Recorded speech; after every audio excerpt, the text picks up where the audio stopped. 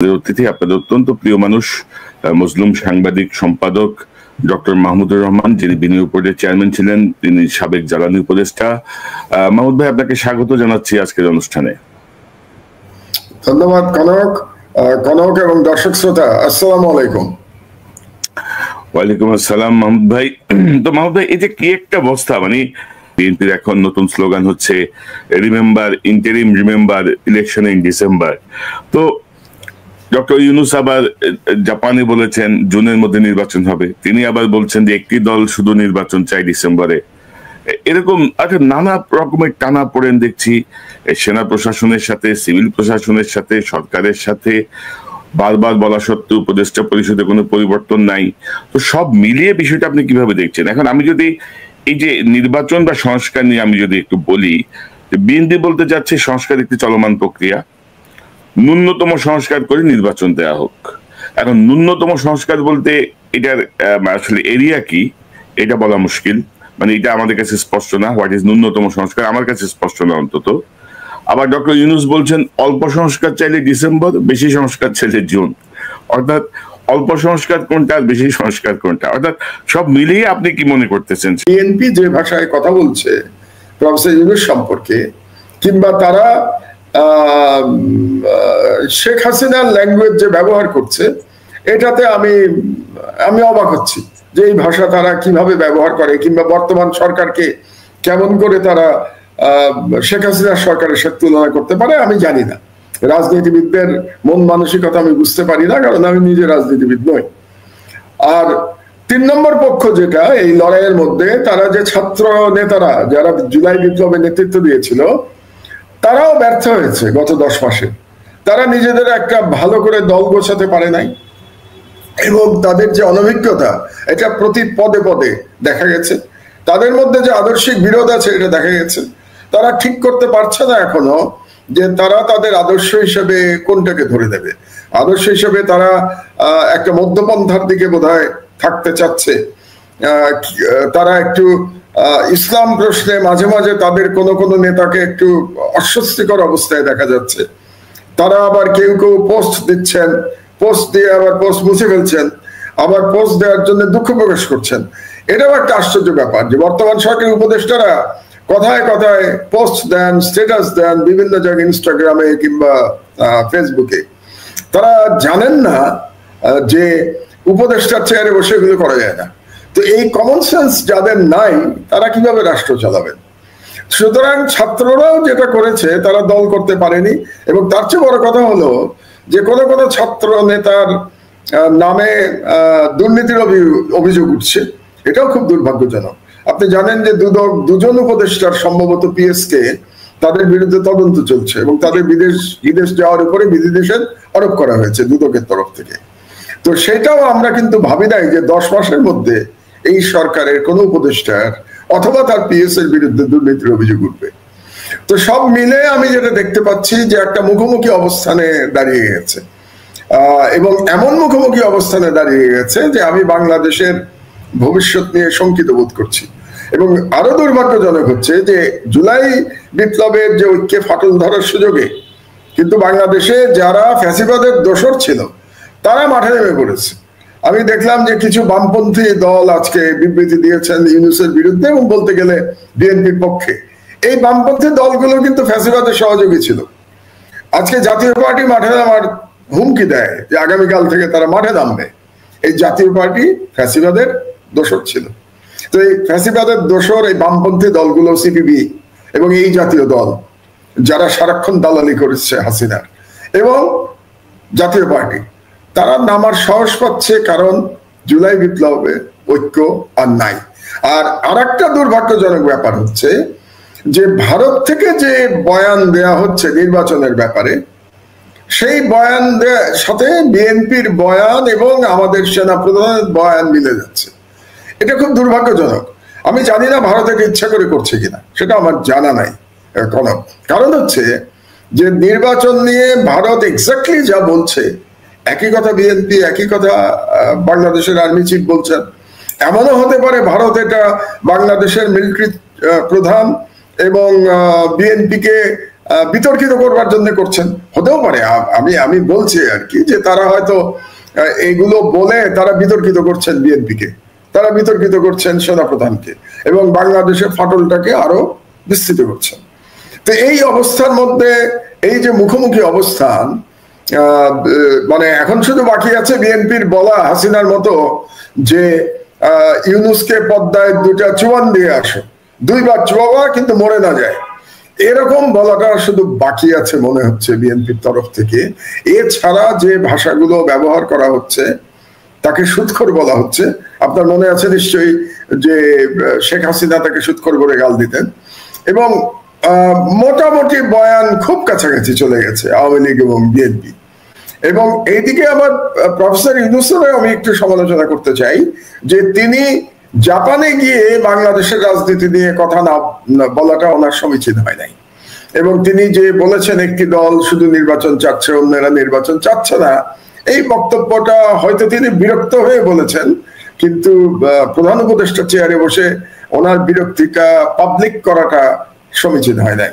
কাজেই এই অবস্থার মধ্যে প্রফেসর ইউনূস আগামীকাল ফিরে আসবেন, এবং ফিরে আসলে পরে বোঝা যাবে যে কোন দিকে গড়াচ্ছে।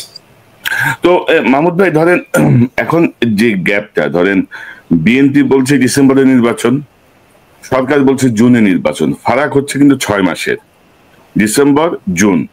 তো এই 6 মাসে কি মহাভারত অশুদ্ধ হবে, বা বিএনপির এই কেন এই 6 মাসের গ্যাপটা কেউ বিএনপি মানতে চাচ্ছে না, এটা একটা বিষয়। আরেকটা বিষয় হচ্ছে যেটা বারবার বিএনপি থেকে বা বিরোধী দলগুলো থেকে বলা হচ্ছে যে আপনি একটা রোড ম্যাপ দেন, সরকার কিন্তু কোনো রোড ম্যাপ দিচ্ছে না। তো সরকার বললেই হয় যে আমার একটা কার্য রোড ম্যাপটা মানে কি, যে আমার ইলেকশন কমিশন এইভাবে ভোটার তালিকা সম্পন্ন হবে এত তারিখে, তফসিল ঘোষণা হবে এত তারিখে, নির্বাচনের সম্ভব তারিখ এত, আমরা এইভাবে আমরা প্রস্তুতি নিচ্ছি। তো এই জায়গাটা কিন্তু সরকার কিন্তু এক ধরনের রিজিকনেস দেখাচ্ছে যে না, কোনো রোড ম্যাপ নাই, বারবার বলা হচ্ছে। তো বিএনপি আবার এটাকে বড় একটা ইস্যু করছে যে আমরা তো নির্বাচন চাচ্ছি না, আমরা একটা রোড ম্যাপ চাচ্ছিলাম, সেই রোড ম্যাপ দিতে আপত্তি। তো আপনি কি মনে করেন ডিসেম্বর জুন রোড ম্যাপ কি মনে করেন, কোথায় সমস্যা? না, এখন তো মূল সমস্যা হচ্ছে আস্থার সংকট।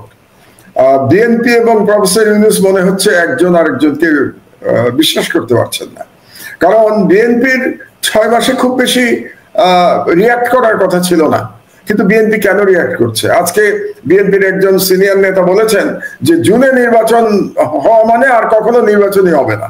তো এই ধরনের কথা উনি কেন বললেন? তার মানে উনি যেটা বলতে চাচ্ছেন যে জুন পর্যন্ত নিতে পারলে ডক্টর ইউনূস আর নির্বাচন দেবেন না। এটা আমার কাছে মনে হচ্ছে এটা খুব যুক্তিসঙ্গত কথা নয়। কিন্তু তারপরেও যেটা আপনার সাথে আমি একমত যে ইউনূস সাহেব বলছেন যে তার রোড ম্যাপ অনুযায়ী ডিসেম্বর থেকে জুনের মধ্যে উনি নির্বাচন দেবেন। তো এখন যেহেতু বিএনপি সেখানে আস্থা পাচ্ছে না, কাজেই প্রফেসর ইউনূসের একটু পরিষ্কার করা উচিত, খোলাসা করা উচিত যে কেন উনি জুন পর্যন্ত সময় চাচ্ছেন। এই জুন পর্যন্ত সময় পেলে উনি কি কি কাজ করবেন? তিনি যে বলছেন যে কম সংস্কার হলে ডিসেম্বর, বেশি সংস্কার হলে জুন। তো এখন বিএনপি যদি বলে যে আমরা কম সংস্কার চাই, তাহলে তো ওনার কথা অনুযায়ী ওনাকে ডিসেম্বরে নির্বাচন দিতে হবে। এখন কম সংস্কারটা মানেটা কি, এটা কিন্তু কেউ ডিফাইন করে নাই। আর বেশি সংস্কার মানে কি, এটাও কেউ ডিফাইন করে নাই। এটা না ডিফাইন করা হয়েছে বিএনপির কাছ থেকে, না ডিফাইন করা হয়েছে সরকারের তরফ থেকে। আমি আবার যেটা জেনেছি এখন পর্যন্ত যে মূল যে সংস্কারের ব্যাপার, একটা ফান্ডামেন্টাল যে পরপর 2বার প্রধানমন্ত্রী, বেশি প্রধানমন্ত্রী থাকতে পারবে না, এটা কিন্তু বিএনপিও একসময় প্রস্তাব করেছিল বলে আমার 31 দফার মধ্যে সম্ভবত এটাও একটা দফা আছে। তো এখন বিএনপি নাকি ওটা মানতে রাজি হচ্ছে না। তারা এখন নতুন থিওরি নিয়ে এসছে, তারা বলছে না পরপর 3বার হতে পারবে না, অর্থাৎ 2বার হবে, তারপরে একবার গ্যাপ দিয়ে আবার 2বার হতে পারবে, এরকম একটা থিওরি বিএনপি নিয়ে আসছে, অনেকটা রাশিয়ার পুটিনের মতো। পুটিন কিন্তু এরকম থিওরি দিয়ে দিয়েই পুটিন এখন পর্যন্ত লম্বা সময় ক্ষমতায় টিকে আছে। আর সরকার থেকে বলা হচ্ছে 2বারের বেশি প্রধানমন্ত্রী হতে পারবে না। আমার ব্যক্তিগত ধারণা বাংলাদেশের অধিকাংশ জনগণ এটার পক্ষে থাকবেন যে 2বারের বেশি প্রধানমন্ত্রী কেউ হতে পারবেন না, কারণ পরপর 3বার প্রধানমন্ত্রী থেকে শেখ হাসিনা বাংলাদেশকে কোথায় নিয়ে গেছেন এটা আমরা দেখতে পেয়েছি। কাজেই ওই যে সিঁদুরে মেঘ দেখলেই ভয় পায় ঘর পড়া গরু, এটা কথা আছে না?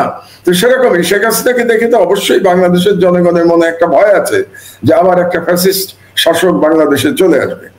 কিন্তু ইউনূস সাহেবের যেটা সমস্যা হলো যে উনি এত রিজিড হয়ে আছেন, শুধু উনি বলে যাচ্ছেন ডিসেম্বর থেকে জুন, উনি ব্যাখ্যা করছেন না কেন জনগণকে যে কেন ওনার এই সময়টা দরকার, জুন হলে উনি কি কি কাজ করতে পারবেন, এবং এটা তো জনগণকে ওনার বোঝাতে হবে।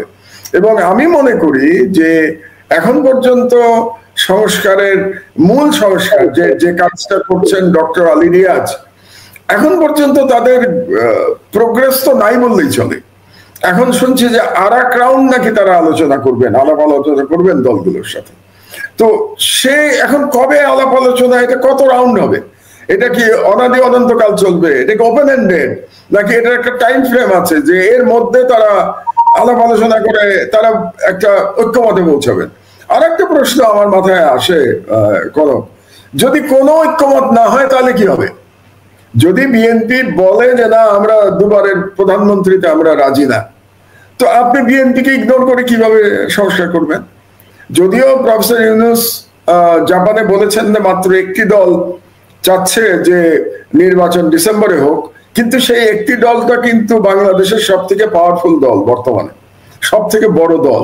তো আপনি সব থেকে বড় দলকে ইগনোর করেও তো আগাতে পারবেন না, আপনি কাজ করতে পারবেন না। আবার এদিকেও প্রশ্ন আছে, যেমন বিএনপি থেকে বলা হয়েছিল, একজন নেতা বলেছিল যে আমরা চাই না প্রফেসর ইউনূস পদত্যাগ করুন, কিন্তু তিনি পদত্যাগ করলে জাতি বিকল্প বেছে নেবে, তার মানে পদত্যাগে তার আপত্তি নাই। কিন্তু তিনি যেটা বললেন, তিনি কি বুঝতে পেরেছেন তিনি কি বলেছেন? কারণ হচ্ছে যে ধরুন আমরা যদি হাইপোথেটিক্যালি ধরে নেই ইউনূস সাহেব পদত্যাগ করলেন, তাহলে কে হবেন প্রধান উপদেষ্টা? এ ব্যাপারে কি বাংলাদেশের যে দলগুলো তারা একমত হতে পারবে? জামাত, বিএনপি এবং এনসিপি, অন্য দলের কথা আমি বাদই দিলাম। এনসিপি যদিও দল হিসেবে খুব ছোট, কিন্তু যেহেতু তারা জুলাই বিপ্লবের নেতৃত্ব যারা দিয়েছে তারাই এই দলটা করেছে, তার একটা আলাদা আলাদা মূল্য আছে এই দলের, ভোটের মাঠে না হোক কিন্তু পিপল পারসেপশনে এই দলের একটা মূল্য আছে। তো আপনি এই দলকে ইগনোর করতে পারবেন না। তাহলে পরবর্তী যিনি সরকার প্রধান হবেন তার ব্যাপারে আমি তো নিশ্চিত যে বিএনপি, জামাত এবং এনসিপি একমত হতে পারবে না।